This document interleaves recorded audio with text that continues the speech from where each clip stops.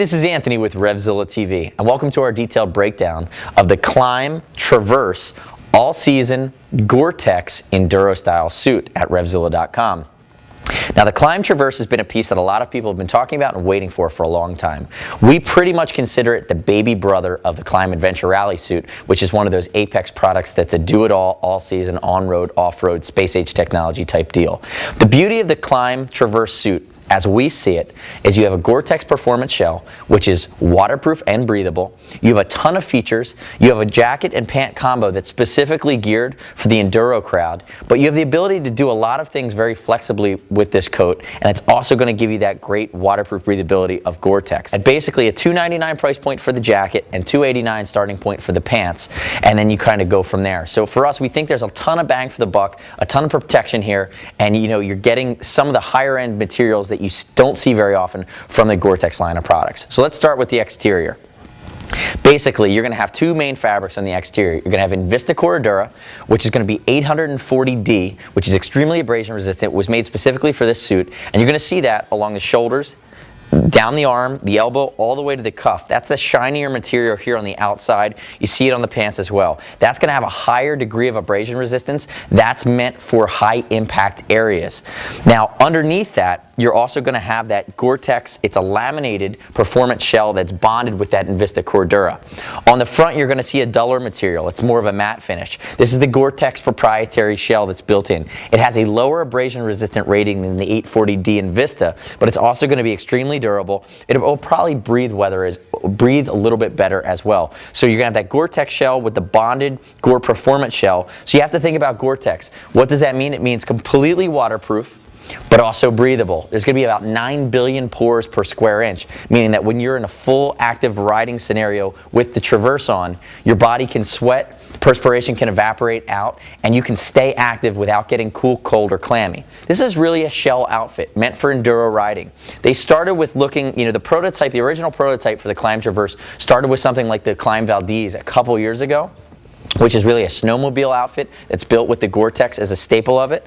And what they've done is they said, all right, let's look at that. Let's build something for someone who dirt bikes, enduro rides into colder weather, and let's give him the option to stay dry in a rainstorm. But being functional for the enduro crowd, what do you need to do? They basically have tapered the sleeves. Knowing that you're going to wear potentially a compression suit underneath this, you need more control, there's more articulation. The sleeves are going to be slightly more tapered than some of the other snowmobile gear from Klim. The sleeves are going to be slightly more forward, and that's the articulation, that's the build. So you're going to be more comfortable in a riding position standing up on the bike with your hands on the handlebars versus sitting in a more back position on a snowmobile. One of the other nice features of this jacket is you notice the reflective 3M piping here. They have it in many places. You see it across the top here.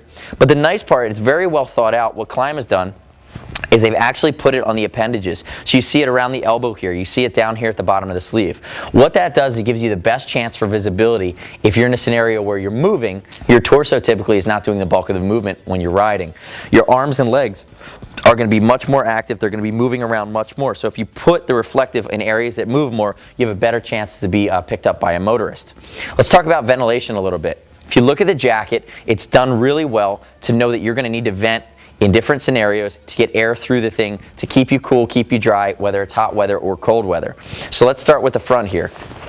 You notice here you're going to have a full flapped pit zip, and Patrick actually has a fleece on underneath this guy to show you where it's more filled out because we're going to get to the fit in a second. But double storm flap behind this guy. You have full pit zip.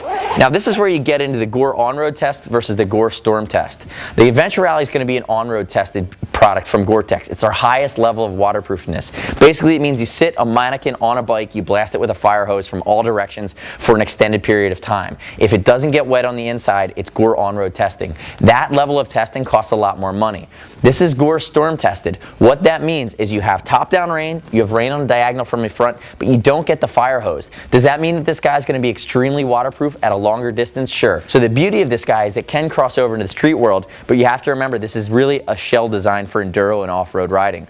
So you have the vents here, which are going to be waterproof and water resistant, but not to the degree of something like the Adventure Rally.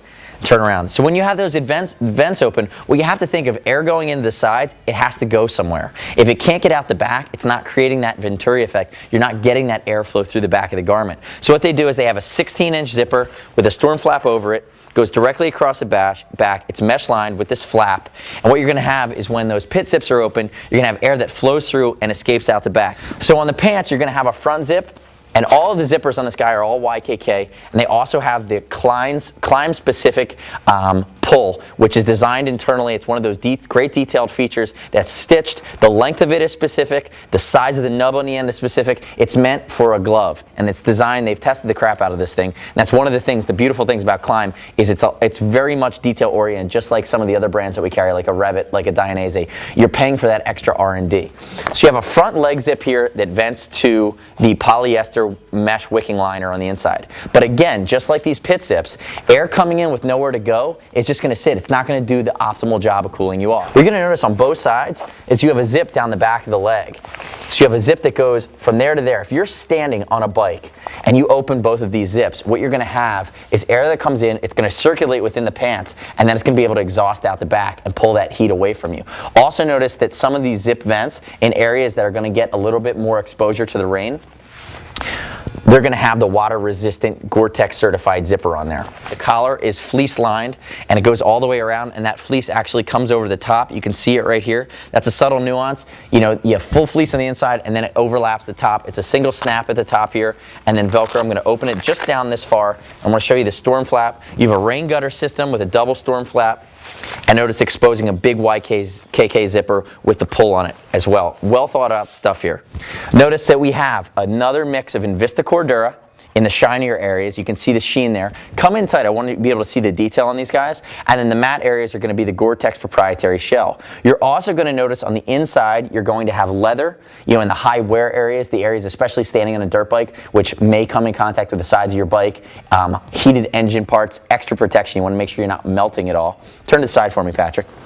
Your waterproof pockets on the outside of this guy, and you're going to notice the pant comes down. One of the beautiful things about Klim is they actually take your right foot and step forward for me. I want to show the inside of the back cuff. There you go. They put the cuff on the inside of this guy.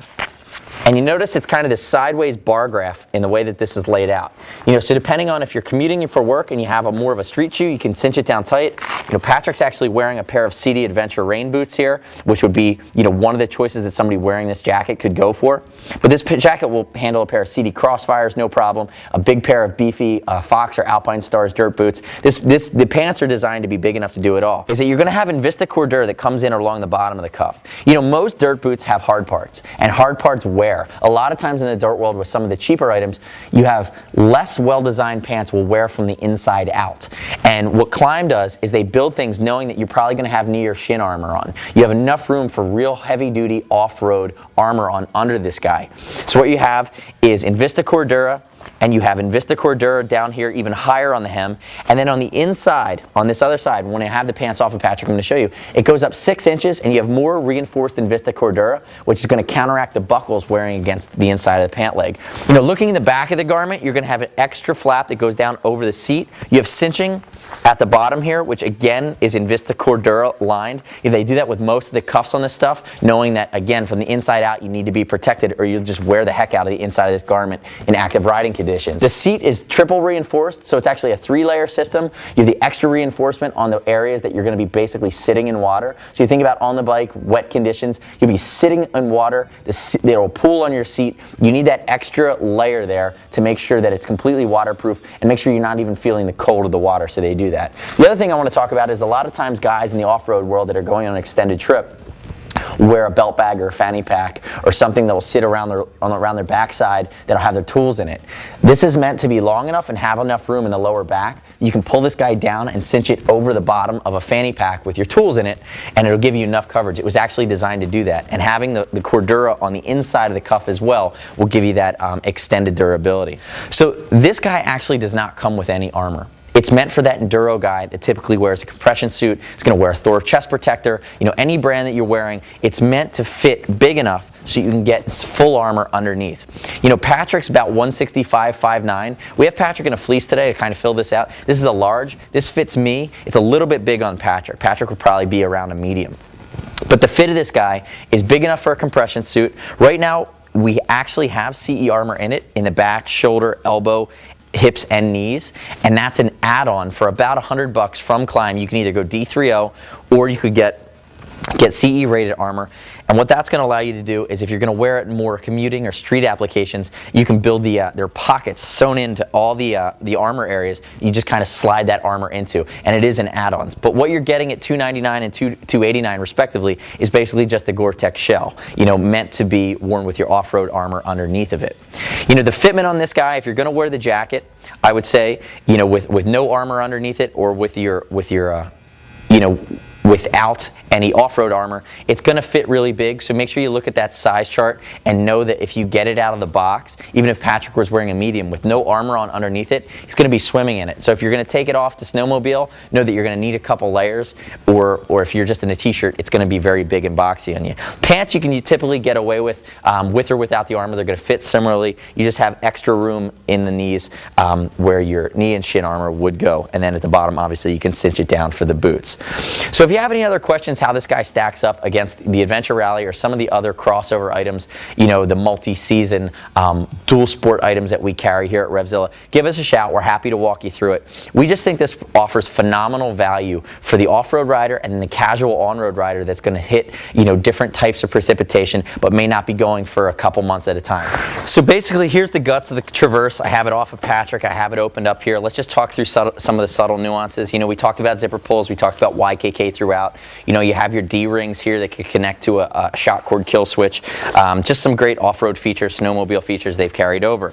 The inside here, it's wicking polyester. You can see it throughout. As I pull this guy up, see the pockets here. Remember, I have the CE armor in here. You could do D30 armor. We sell all of that. And then also you have to remember that it's add-on.